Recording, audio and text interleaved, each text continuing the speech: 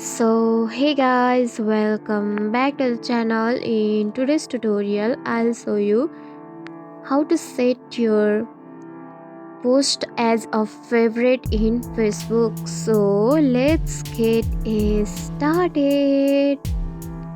At first, make sure you have the Facebook app downloaded from Google Play Store or App Store, and also make sure that you have logged into your account. So let's open it. Now see, this is the home page of your Facebook account, and you should have to find a post which you want to set as a favorite. So I'm tapping on my first post, and you should have to tap on three dot which is available on the right side of your screen. So tap on it.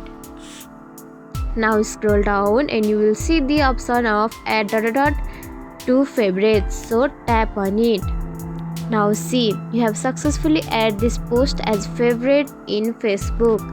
And that's it. If you found this tutorial helpful, don't forget to like, comment, share, subscribe, and also hit the bell icon for more easy tutorial. I'll see you in the next video. Till then, bye bye, take care, have a great day.